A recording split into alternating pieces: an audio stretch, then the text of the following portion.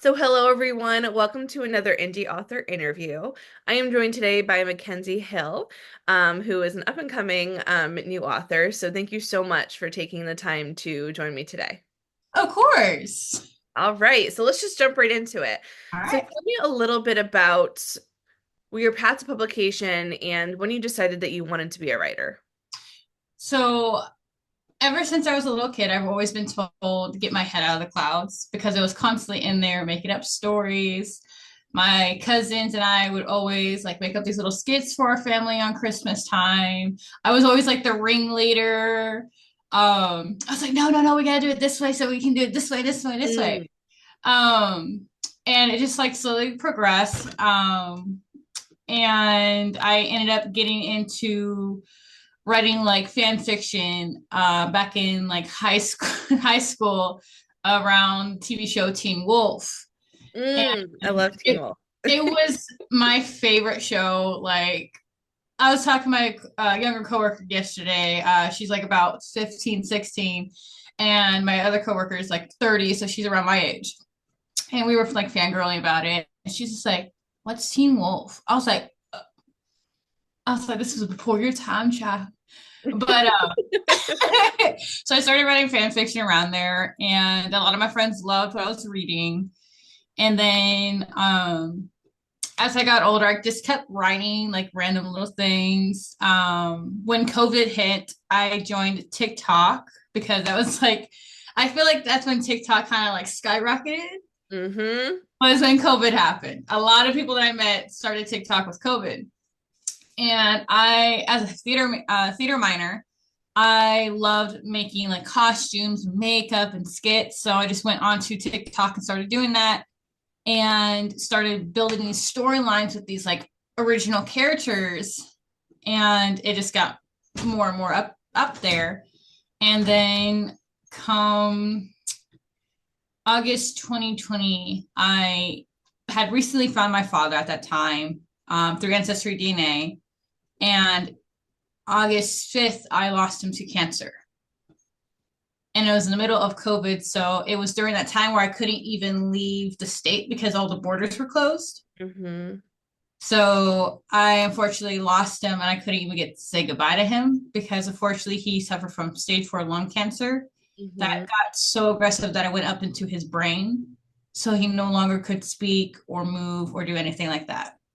And it was very hard because I was texting him every day, letting him know, like, hey, I miss you. I love you. Know that no matter what happens, no matter what's going to happen with this COVID or the cancer, I'm always going to be here. And I remember vividly waking up that morning and getting the call from my aunt because my aunt was the one that connected me and my father. Um, and she's just like, hey, Kinsey, I'm so sorry. Your dad's gone. And I remember just breaking down. And then she had to tell me that I had to call my sister, my twin sister, and called her. Mm. And it was hard because my sister at the time, I was living in Arizona, she was living in Montana. And I had to tell her over the phone, and hearing her screaming and crying broke my heart. Mm-hmm. Um, and the one thing about my dad is he always told me to chase my dreams and to never let anyone tell me what to do about my dreams. And so I always wanted to be like a writer, but I was never brave enough to like actually write. And so when I moved up to here and moved to Montana in July of 23 after I separated with my ex-fiance, um, I lived in a small apartment, didn't have anything to do besides read, which fell in love with reading again, which was really nice. And then I met an amazing community called Book Talk. Um, and one of my really good friends, his name's Seth Overton, he wrote The Mortal Gate, and he actually was the one that got me into writing because I wrote like a little fan theory film on, not film, but series on TikTok called A Queen of War and Shadows, where Amaranth, how it shows that Amarantha and how she became Amarantha. Because I believe there's villains aren't born, they are made. Mm-hmm. And so there was that whole theory I was going off of, and a lot of people loved what I was writing and creating, and says like, you should write a book. I was like, I'm too scared to. So he walked me through the steps, and lo and behold, a year later, I am now a published author. That is so cool. I mean, I think that that story is just, it means so much, to kind of know that, I mean, even, the fact that you are a published author, is because of your dad, because, that kind of helps him kind of like live on like in that, like this is the reason why, I made this book happen. Yeah, and a little thing like my readers love this about my book is in the book is Hazel's very much like me. But in the book, Archibald was based off of my father. Mm, And because I only got to know him for 3 years of my life, after finding him, the whole relationship you get with Archibald and Hazel in the book is how I wanted my relationship with my dad. mm, And it was so wholesome and it was very healing to be able to have that and kind of close those like wounds. And then the moments you have with Hazel at her mother's grave were actual moments in my life that I needed to write and listen to what my dad was telling me. mm, mm. 1 second, let me log out of Discord because I do not need that coming from here. Let go. Sorry about that. Good. And so how did you write your book? Did you plot? Did you pants? Did you plans? What did you do? So it was kind of a little bit of pantser and planning. Mm, Um, it was again with my head always be in the clouds. I'm always thinking of like new theories to do with my book and how to do it and how to get there. And so I was a little bit of both, but mostly a pantser. hmm There was a few times I did get writer's block, but that's normal with pantsers. But I would just write down what I wanted, have like a Google Doc of what I wanted. I'm like, okay, I got writer's block. What can we do? And I would look at my plot points. I'm like, oh, okay, let's try to get to that. And it's book one was very, very messy. hmm As I was going through drafts because I was like, oh, there's a plot hole. Oh, there's another one. Wait a minute. Hold up. And I learned as a pantser, you got a lot of plot holes. But hmm I'm working on book two, and that one is it's more planner than pants. hmm Pantser because my really good my sister Sam, she's been helping me like she read my book, she was my art creator, and now she's just like, hey, so how does this happen? And I'm like, oh yeah, and I tell her and she's like, but why? I'm like, oh, hmm I didn't think of that part. It's a really good alpha for you. Yes. Awesome. Awesome. And so what do you enjoy most about writing in fantasy? So writing in fantasy is it's like kind of like an escape into my own world. Mm, Like especially when I was going through that really hard time when I first moved up here, having like nothing to my name and struggling, it really helped to be able to create my own world that I can insert myself into. So that's what I love is the whole world building part of it is being able to create these whole new systems like magic systems, these realms, these kingdoms, how they work and how they like act and having these characters. I'm like, that's what I love about it. It's the whole entire world building and the character building of it. mm. And I think that's why I read. I read to escape into worlds that, don't exist. So I think that that's Yes. really cool that that you do that, in terms of your writing too. Oh And so yeah. speaking of writing, what do you need in your writing space to stay focused? How do you stay on task? I Uh, selfishly asked this question because I have ADHD, and so to, I have ADHD and it's hard sometimes. Like I have to turn off my phone and I have to Mhm. like keep it like face down and away from me. But I actually will play the movie Miraculous I on haven't heard of repeat. it.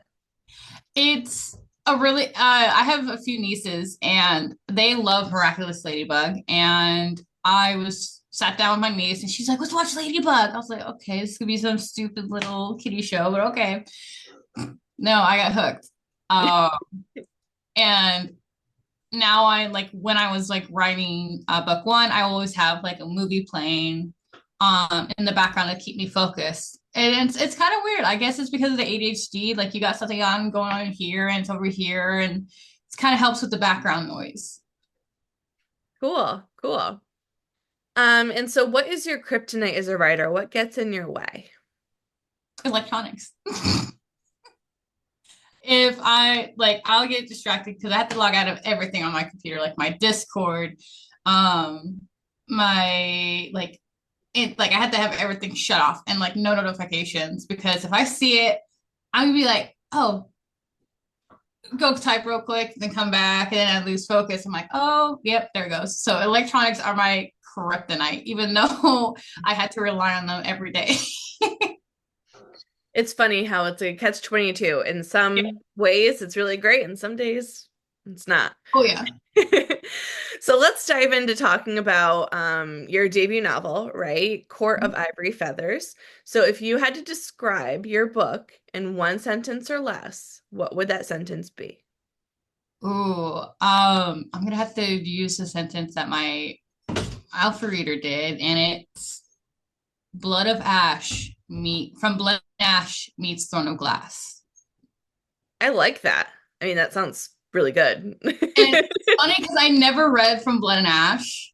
And Ah, then I read it. I just finished the first book yesterday, and I'm like, ow, I don't like the taste of my own medicine. I don't.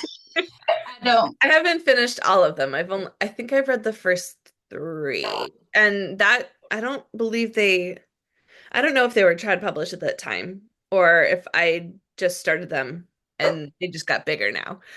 Mhm. So who is your favorite character to write and why? So I think my favorite character to write had to be. Oh, that's a hard one. I love doing Hazel because Hazel was a lot of reflection of myself. I think the most Mhm. fun I had was writing my villain. I have two villains in the book. You get the male and then you get the female. And I hate reading books that where when you get a female villain, they're so predictable and they're not like good villains. But then you have the male villain who's like this well calculated and blah blah blah. Like Mm. it feels like they make the females like very emotionally drive. I'm like, that's okay, we're not gonna do that. So I had more fun with her because I kind of flipped it and I made the male villain the more reckless, emotionally driven one, and the I like female that. is more like, no, no, this is how we're gonna do it. You're gonna get caught. I'm not. And I loved how all my readers, I haven't had one reader yet realize the villain was the villain, and they didn't realize the male villain was the male villain until they got to it. Mm. And then when they realized who the female villain was, they're like, "Oh, you got two." I was like, "Yeah, I got two." I love that. I love that. And so on the other side, who is the most difficult character to write and why? Ooh, the most difficult would had to be Prince Reed.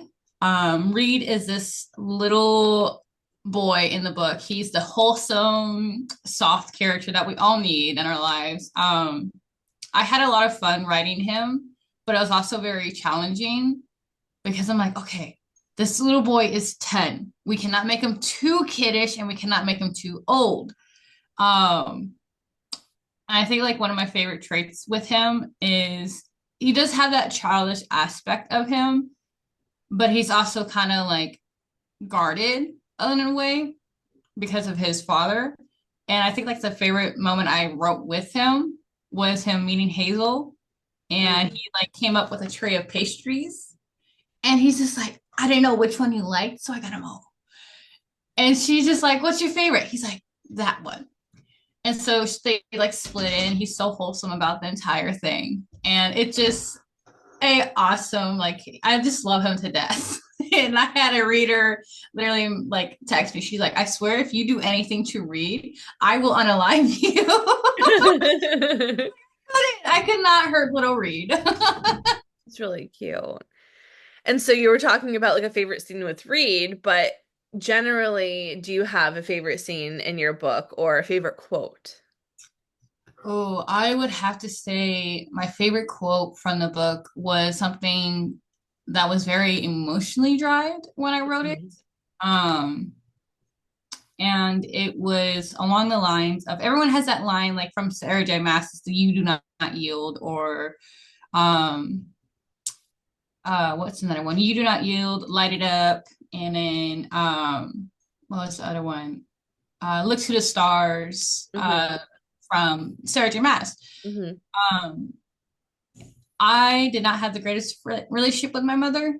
Um, and so I remember, now I use it as a mantra, is the line goes, I'm trying to remember how to do this without spoiling it because she does say the villain's name. I'm like, I don't need this to be spoiled. Um, let's see what it goes. "I will no longer hide behind that fear, for I will no longer surrender to you." Mm, that's beautiful. I That love was that. my favorite because it was so emotionally driven, and I just remember like envisioning my mother and me standing my ground against her. Mm, I love that. I love that. And so sometimes when we write our characters, obviously we describe them to look a certain way. Is there anybody, excuse me, that you fan cast as your main characters? Any like model actor, actress that exists that you're like, that's them?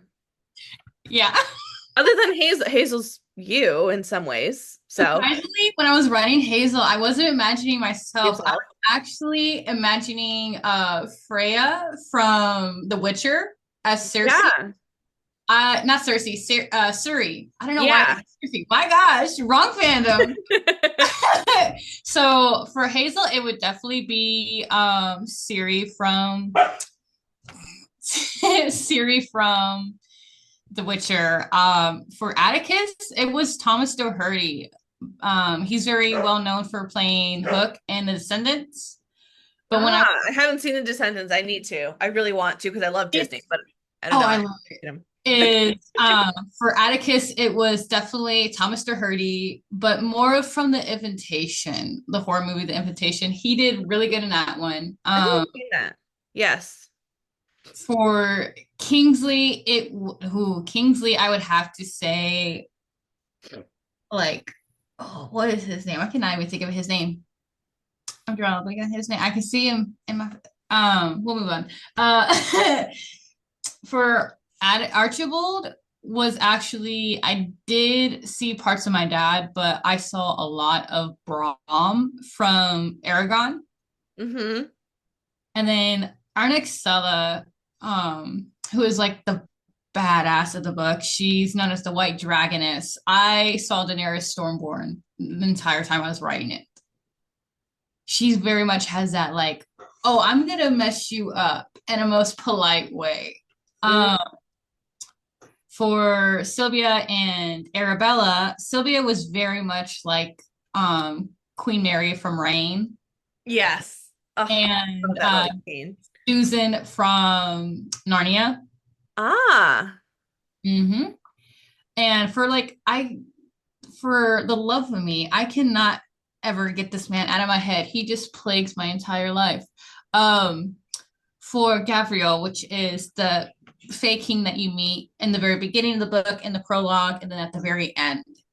Um, he was very much a Geralt of Rivia.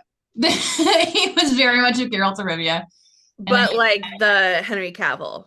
yeah, Henry Cavill. I don't know how I feel about Liam, I but don't know. I'm gonna give I don't Liam a think I could do chance. it. But yes, definitely Geralt of Rivia.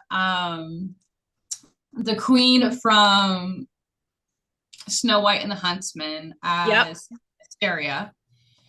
And where was the other? Heath. Heath? Oh, mm. I don't know if you watched it. Which is a weird reference because I've seen him in Stranger Things, but I don't know who he plays in Stranger Things. I don't know his name. But in the new Power Rangers one, the live action with Naomi, Yes. the lead guy, the blonde, Yes. that's who I saw as Heath, but like with darker hair. This is typically the most difficult question for authors, and I love that you just literally had Oh it all. yeah. Like that's I iconic. I I do not like using AI. Hmm. And it's so hard now with Pinterest is how well AI does art. You can't normally tell.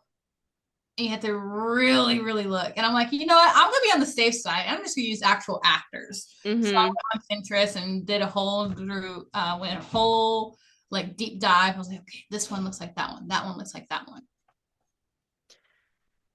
So let's ask and go into some fun questions, okay? Okay. So I want to know what are some things that you enjoy doing outside of reading and writing? Outside of reading and writing, I am very active in like acting, um, and like singing. I used to do acting and singing on stage. So there's that one. But I also it's a guilty pleasure of mine. I love binge watching Hocus Pocus. Love it. Like, I don't care if it's like Christmas. I'm watching Hocus Pocus. Or I'll like sit on the couch with my dogs and binge watch like a bunch of Studio Ghibli movies. Hmm. Um, Back in Arizona, not many know this one. This was actually a fun hobby. Back in Arizona, I used to be a professional mermaid. So that took a lot of my time. I absolutely love the water, and it's hard to get me out of the water once a minute. Um, is that one would have to be like my favorite thing to do outside of reading and writing is being a mermaid. I've That done is that so for cool. I've done that for about 7 to 8 years. That is so cool. I love that. And so this is my favorite question of the entire interview is who are some books and or authors that you would recommend? I have my Goodreads open. So not many people know her, which I was cracking up about it because this girl actually got me back into reading when I was in Arizona. Then I fell out of it and then got back into it. Mackenzie Hunter she wrote the Skybrook series and they were so easy for me to read. I flew through them. And there's this other series. It's like it's a reverse harem, why choose like dragon shifter romance. And that was like my intro into smut. And I was just like, this is nice. This is nice. It is Uh, Mackenzie Mackenzie Hunter. Hunter. Mhm. Um, Okay, I think I got it. it drives me up the wall that I can't remember the name or the Raven Curse. author. So is the series Fireborn is the first one. Oh, Um, the Dragon one was Legacy. a different author. I can't remember which author it was, but she did really well. But I always do recommend Jennifer L. Armentrout Of because, course. oh my gosh, I literally got sucked into there. I finished that book in like 2 days because I had to Hmm. work a full-time job. Got sucked in there, and I remember reading like after chapter 26. I won't say much about what happened. I literally had to close my book. I was like, oh my god, this is too much for me because I felt like I was in the book. I was like, there's so much going on, I can't wait a minute, I need a breather, and I had to close it. um Have you read the Lux series by her? I haven't I That was like her first, like that's when I discovered her, like back when she was writing Lux. so I have it on my Um, bookshelf. You can't really see it, but I have it on my bookshelf. Like this entire row and that entire row is all Jennifer L. Armentrout. hmm. And it's funny because I have like a small one of Sarah J. Maas. But I am struggling to get through her third series, the Crescent City one. And I've heard a lot of people are struggling to get through that one. Yeah. It it's there's just a lot. There's like a lot. But I'm trying to look through, I'm looking through Obsidian, like the first one's Obsidian, and I'm just like, okay, like when did I read this? Like I definitely read like a super old edition. Was this Hotterscape? I don't know if it was Hotterscape at that point. Huh. It could have been 2011. So yeah, that probably that's when I read it, like back in like a long time ago. Um, and I Oh, loved that. I loved that. and then Stephanie Garber. Yeah. I have Just iconic. Oh yeah, I have a guilty pleasure. Is I ended up um, getting I ended up getting the UK version of the hardbacks. Mm-hmm. And that is my most expensive one in my collection because it literally cost me nearly $100 and something to bring them in. Mm-hmm. Let me go grab them because they're a masterpiece. I Because need to see. I'm kind of mad that I'm not in the UK because they're so pretty. I know they get better ones.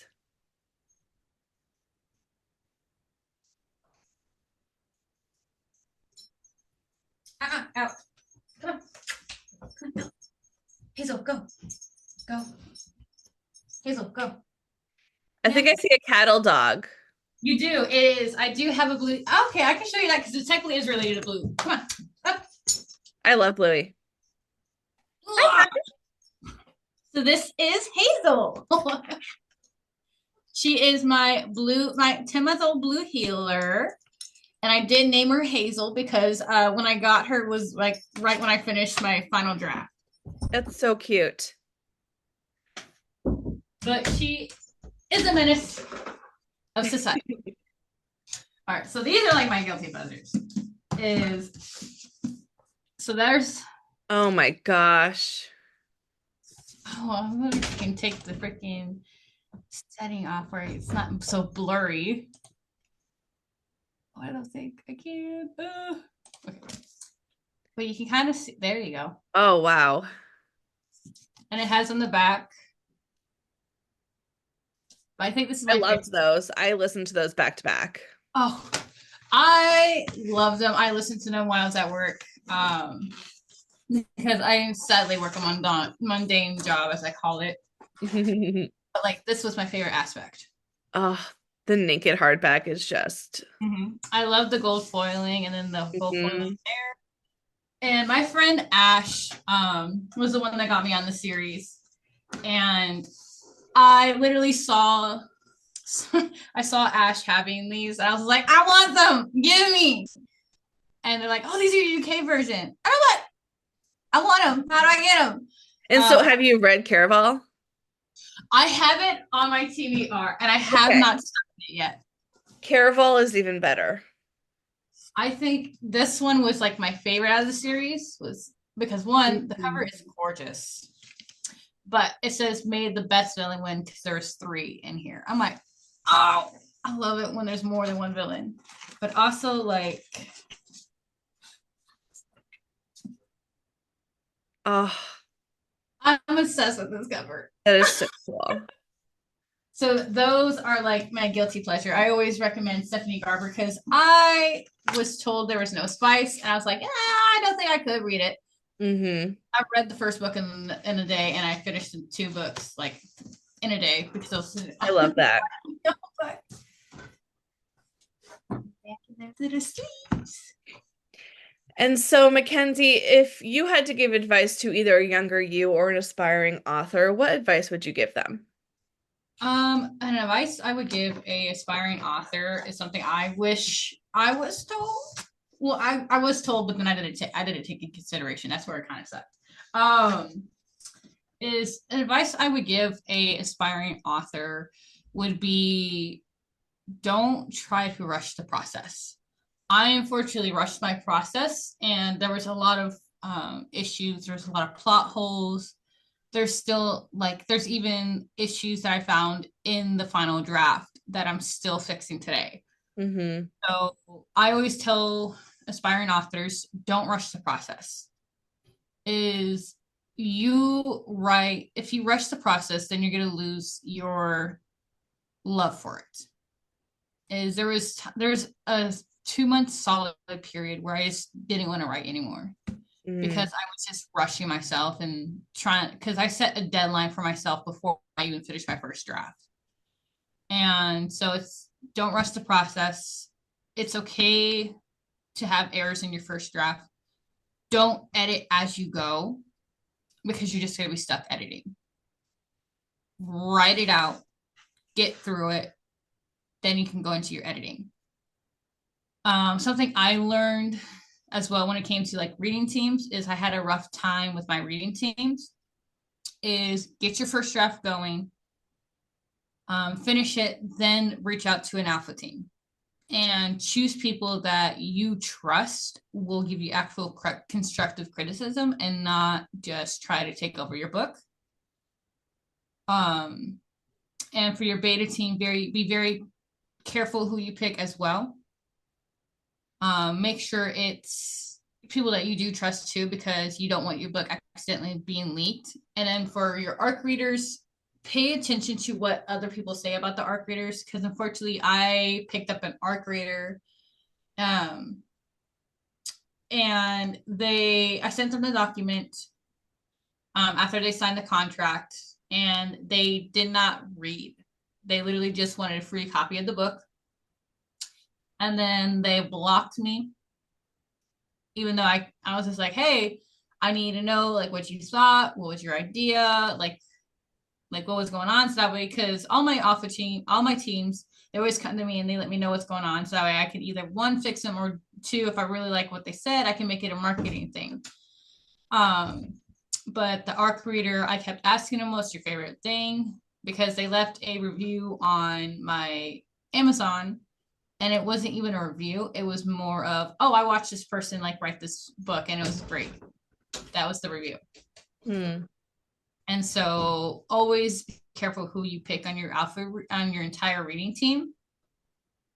And try to build a relationship with them. And if you vibe well with that reader on your first book and you do a second book, keep that reader. Hmm. All really good practical advice. Um, and let's see. Trying to think of the next question. I'm usually pretty good at remembering them. Um, is there anywhere in particular that you traveled or any worlds that exist that kind of helped you build and inspire your own? Yes. So I love traveling to because I live in a small town. It's like literally 3 hours for me to drive to a nearest Barnes and Noble. So I'm always traveling between Montana to North Dakota. Um, is ironically, I always travel to this like spot on right on the Yellowstone River, in town, and that is where I got a lot of my like writer's block cleared out. Um, and then I did travel to when I traveled to Minot, there was like this couple I saw in Barnes and Noble, and they were super sweet, and just the way how he like the mannerisms ones between you two. So I was like, I like that. I can use that. So it's always I love trap. Whenever I go to Minot, I'm always using that as like inspiration and Hmm. help clear out some writer's block, because again, it's a 3.5 hour drive. So Hmm. I'm gonna have like a bunch of ideas and I just write them down. That's awesome. I love that you take from real life and kind of look at those things and say, I like that. Like I'm gonna make that.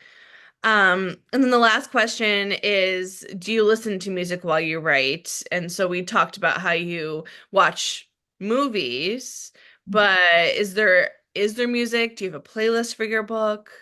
I do. I do have a playlist for my book. My first set of books that went out, I had a QR code on it, but I had to get the QR code out of the book because the one that I was using was having a lot of issues. Hmm.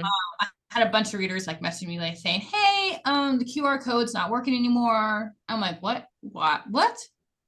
So that was a little iffy. So the next one is my book's under is with a new is with another editor. She's editing through it, and I'm including on the first page because I saw it with I can't remember what book I was reading. Someone had a actual playlist of like what their music was for it, and with me, I do have that. I listen to various types of music. For example, like with Miraculous Ladybug, the music in there really helped pinpoint exactly what I wanted for the book. Especially with Hazel, is the song Courage in Me really talks about like despite your doubts and your fears and your anxiety with situations of not knowing if you're going to be enough or going to actually do it right, is it definitely touches on that. And it's like my favorite part of it is in the music video, she's sitting there, she's like, is it my time to rise? And you have Tiki looking at Marinette and she's like, are you ready, Marinette? And she's just like, what if I fail? Mm. And I can't remember the exact words that Tiki used, but it was very, it reminded me of like what I went through too. And I was just like, you know what? That's going to work. So I used a lot of that. I used that song a lot for marketing. But another song that I love that I listen to on repeat, which my readers were so upset with me because I told them to listen to this song at chapter 41 and they were crying. They're like, I hate you. You're already making me cry in this book at this chapter. Why you're making it worse? But it was no, it's chapter 42. Lament from the Grave by Tommy Pewitt. I can't remember how to say that thing. But I do listen to various musics. Like you get music of like instrumental in there because I'm like I love doing instrumental music because it helps me envision like what's going on. Um, you got some Narnia music in there. You have some Narnia music in there. But yeah, I do have a playlist. I think it's up on my Instagram. I had to see which one it was on. It's either my Instagram, my Facebook, or my TikTok. I have to look. Well, that's awesome. And so I really just want to thank you so much for taking time out of your day to talk with me. I absolutely love learning about, new books and writing processes and like all that sort of stuff. It's so awesome. And I mean, I'm super interested in it, so I'm sure other people are too. Um, I just thought of something.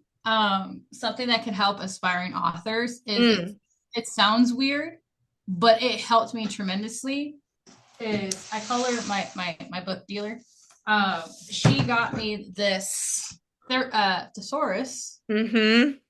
and I didn't know how to use one until I became one. Well, I didn't know they had a writer specific one, and I absolutely love this. This is like my favorite part of it. Is because I'm like I love describing things, but I have a hard time of trying to get a point across what I want it to Mm. actually look like, especially when it came to clothing. It was a struggle describing clothing. This thesaurus literally has this is all different types of clothing. Very So cool. shirts, pants, hats, coats, everything. And so I literally look through each and every one of them, look it up on Google, see what it looked like. I'm like, okay, that's what I'm looking for. That's awesome. Which it does help kind of also bring back on the strict on descriptions that always like straightforward. Mm, mm. Well, Mackenzie, thank you so much again, and I hope you have a wonderful rest of your day. Of course, you too. Thank you. Of course.